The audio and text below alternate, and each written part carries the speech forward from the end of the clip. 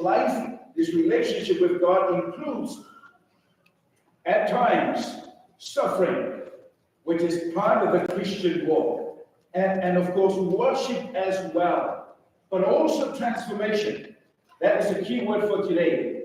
Transformation being the process of where God changes our minds and changes our behavior as well. Again, it is Luke chapter 19. We will go to these few verses, which both sets the context for us, but also our main story. This is where we pick up on the key character, the steward. In this case, his name is Zacchaeus. Let me talk to you very briefly about the city and the person Zacchaeus. In a little while, I'm going to share with you some pictures of my most recent trip to Israel, just before the pandemic, as a Bible teacher, if you may. But Jericho is about 18 miles east of Jerusalem. Interestingly, as in the Bible, you will find a number of stories that took place in the city of Jericho. For example, you will find that it was in Jericho where God's people, insofar as the Exodus story is concerned, this is where they entered Palestine from the east side of the River Jordan. And the first city that they came to was the city of Jericho. We also know that they marched around the city for so many times until the city fell down, not because of any ammunitions, any equipment they had, but because of the power of God. Fast forward in the New Testament, this is where we find, as Jesus was coming from Galilee, this was the week before the crucifixion, often referred to as by Christians as the Passion Week. But he was coming via Jericho, 18 miles east of Jerusalem, and an incline of about half a mile, meaning from Jerusalem to Jericho, it is quite steep. I'm also going to suggest to you that in this distance you will also find another story that we refer to as a story of the Good Samaritan taking place somewhere on this track between Jericho and Zacchaeus. But Jericho in this time, in its history, was an important junction, crossroad, if you may, for travelers and business people to come through. So we would understand as we're reading the story, first part of the chapter 19 of Luke, that Zacchaeus was the chief tax commissioner, if you may. The Roman Empire was a superpower. And the reason why people did not like Zacchaeus is because he was a Jew, but was working as an agent for the Roman Empire. And Jews did not like that. At the same time, we know that Zacchaeus was making a lot of money, obviously, through corrupt means, using the taxing system, the Roman taxing system, to attain some of the wealth that we would find in the story. So that's what we read here. Jesus coming through the town of Jericho, and he met this person, Zacchaeus. Let me take you now on a quick tour of Jericho today. They say that Jericho is the oldest city in the world. Oldest city in the world. This particular picture, I am standing on the mount where at the time we're still doing some archaeological dig, and there are physical evidence to tell us that the stories that I've referenced already of Jerusalem, pardon me, of the Israelites coming through here and the walls of Jericho falling down, evidence are in this place.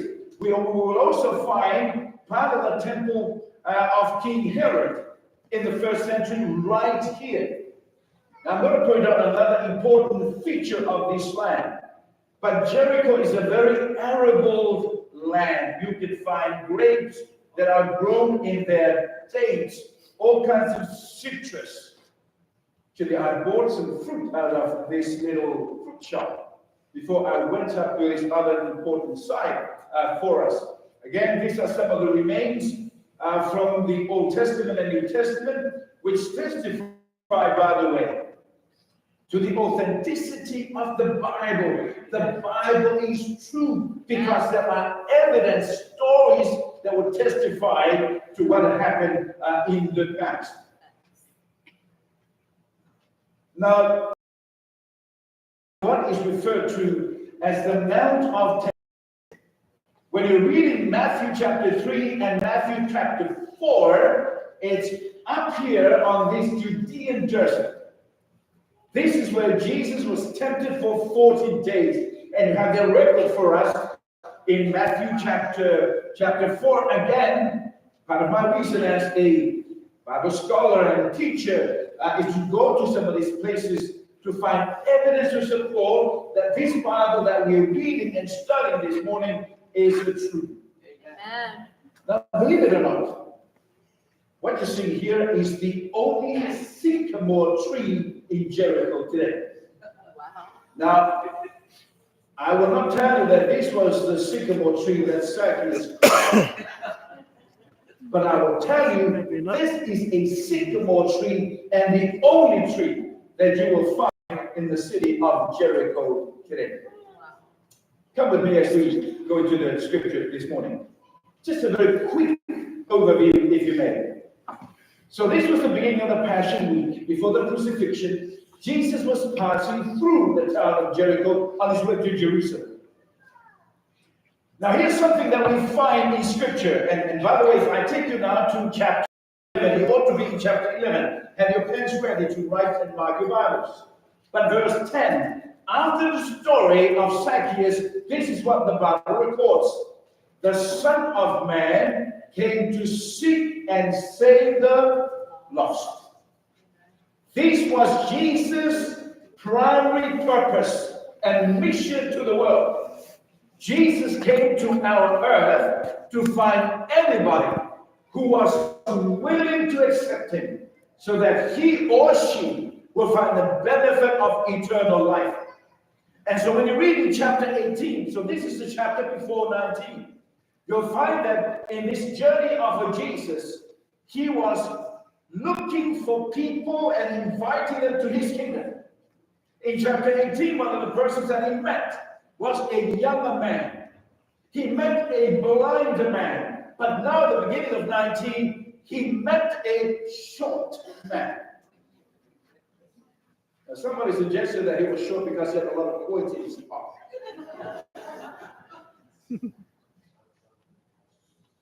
But physically, his shortness was a liability because with the crowd, guess what?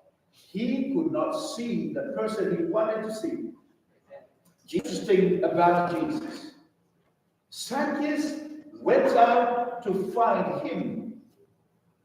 But actually, Jesus found Zacchaeus.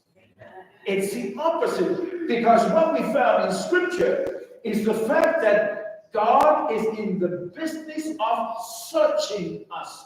God always takes the initiative. He doesn't sit quietly doing nothing. He is always searching for anybody who is willing to follow him and offer to them the gift of eternal life. Now, I know in this congregation this morning, there are a number of you who are searching. But I also want to tell you, Jesus is looking for you because he is in the business of saving people. Let me share with you some terms very quickly to help us understand. I've talked to you about Zacchaeus, so we can give it a miss. But probably the part that you want to pick up from what's on the screen is the fact that Jesus was able to transform Zacchaeus' life. Transformation simply means a changed life. Salvation, as we've discovered already since this journey of looking at Scripture, is the gift of a God. Kind of word that I've introduced to you for the last couple of weeks. The word stewardship, it simply means my response to God. How I say thank you to God. But it's not just about my money. It's about my entire life. Time to write. You like number 7, don't you? So let me make 7 observations of our text and allow God to speak to us. Time to write. Get this down. I've already alluded to this fact, and by the way, I'm providing some biblical reference for us, straight from the story. Number 1, God initiates divine appointments with us. Let me explain what I'm saying. Nothing in this world is an accident. The fact that you're here this morning is not an accident. God initiated this meeting today because He's searching for you. With God, there are no accidents. Everything is about the will of God. So when you ponder that thought, you're here because God wants you here. He initiates divine goodness. Number 2, here's your reference in number 2. That's what I'm trying to say. And we picked up on this last week. There's a perception that rich people are not good people. Our study of Job last week actually eliminated that idea. Because it is possible to be rich and be spiritual at the same time. Following me. Contrary to the thought that rich people are not good people, the fact that Jesus met Zacchaeus or Zacchaeus met Jesus would tell me that God loves rich people. And there is a place for wealthy people in the kingdom of God. Amen. That's what we discovered in the story of Job, and that's what we are finding in the story of Zacchaeus in the town of Jericho. Number 3. This is an important spiritual observation. And I'm going to finish with a story that will blow you, but it is true.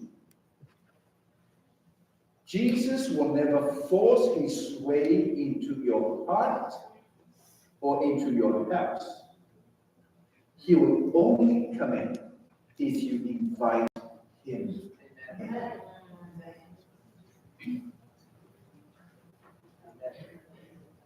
Jesus will only come in if you will let him come in. Number 4. I am blessed to know that in this church we have people with the gift of hospitality, the gift of kindness. Because in this biblical narrative, the story of Zacchaeus in Jericho, I have come to accept that stewardship includes acts of kindness and hospitality. You see, that's a biblical view of stewardship. It is more than dollars and cents. It's about my willingness to be used of God. Let me tell you of a wonderful couple. I was a pastor in a big city in another country. And like what we do here in this church, once a week the church would host a luncheon for everybody. But this family would prepare food every week, every Saturday. And it is their ministry to look for anybody who is a visitor or a guest. Now, I know that to be a fact because I have enjoyed sitting down with their guests in their house. But every Saturday, because they acknowledge the Lordship of Jesus in their lives and they know that the gift of hospitality comes from Him, that it was their business to look for new people every Saturday. There was always a lunch at their house. There, for me, is an example of what I'm saying. Stewardship includes acts of, say the word together, kindness, hospitality, and kindness. Number 5.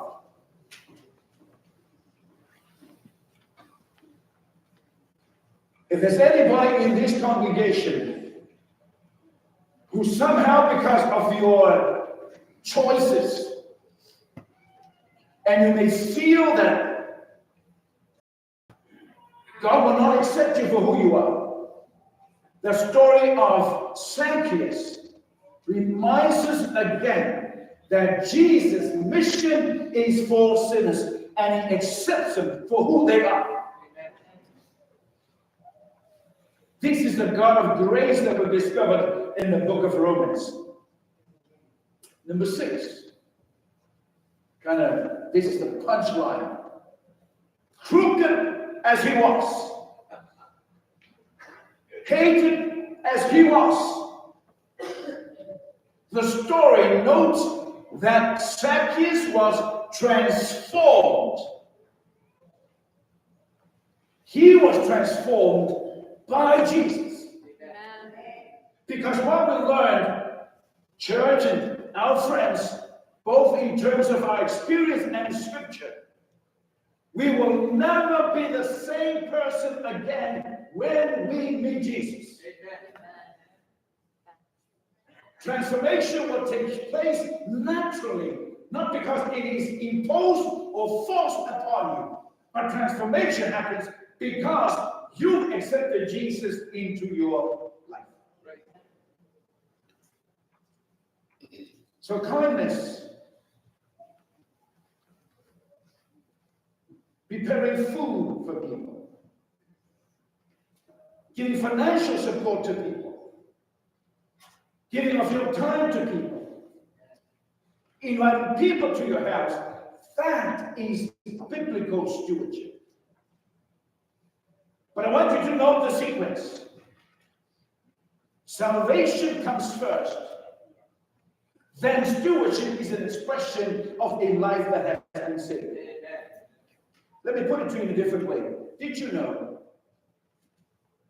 that by nature we are not generous? To the contrary, this nature is greedy. We are only generous because of Jesus in our hearts. So stewardship is an outcome of a life that has accepted Jesus daily. So when you read the end part of the story, guess what? He was saying, man, let me give you this money that I took from you. He looked for the poor. He was generous. Not because he was generous in terms of his nature, but he was generous because Jesus has transformed his life. So he should take away from today's congregation. Want to be generous? Accept Jesus into your life. Jesus is looking for you because his business is to seek and save the lost. I was in England in one of my trips. Let me put this up very quickly. You can write this down and I'll tell you the story and we're done. Spiritual transformation is the work of God in us and for us 100% of the time. We cannot change our human behavior because we have a sinful nature. The only way to be nice is because of Jesus in our hearts. Here's something else that blew my mind away. God's timing for our salvation and transformation is always right. For some people it's yesterday. For others, it's today. For others, it's tomorrow. But his timing is always right. Finally, biblical transformation produces faithfulness and generosity. So you can't force being nice and being generous. It only happens because God is in your life. So I was in and I visited St. Paul's Cathedral in London. And you're looking at an image of this painting that you would see when you go inside St. Paul's Cathedral in London. Now the name of This work is the light of the world. William Hunt became famous because of his painting, 1853-54. And the story is told that when this work was completed, he brought the canvas to his art class, and he said to them, in a winter summer, we're going to take this work out for public exhibition. But before we do that, I want you as my students, I want you to critique the work. I want you to look at the canvas and tell me, are there things that I need to tidy or finish off before we take this down? The story tells us that there was absolute silence in the room when he asked the question. Give me some feedback about the canvas. Then after a while, one young man raised his hand and he said, "Sir," we're talking about William Hunt, he said, "Sir, looking at this huge canvas," by the way, there are only 3 copies of this painting in the world and 2 are in St. Paul's Cathedral. Looked at the canvas and he said, "Sir, this is a masterpiece." And it is a masterpiece. But then he looked again at the canvas and he said, "But sir, I'm seeing a picture of Jesus and a lantern, and I think he's standing at the door. But there's something missing, sir," he said. "Where's the doorknob? That's not there in the door." To which Mr. Hunt looked at the man, this young man, looked him in the face and said, "Sir, actually, this door is not the door of your house. It's not the door of my house. It's the door of your heart. And the handle to the door is on the inside, because the door can only be opened from the inside." Jesus is searching. Jesus is calling. Jesus is inviting us. The question is, as our singers are coming, would you rather have a Jesus or the other many things of the world? Join us as we invite you to understand, as we sing for our final hymn, "I'd rather have a Jesus."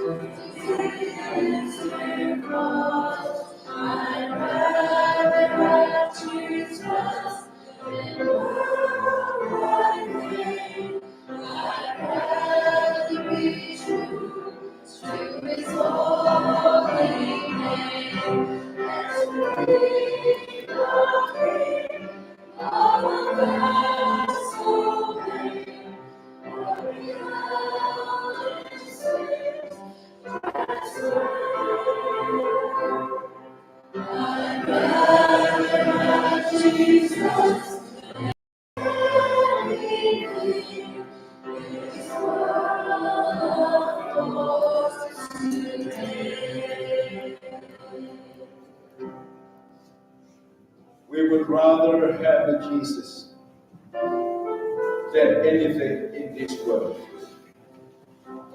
We thank you, O God, for your Son who came to this world to find us and to offer us the gift of eternal life.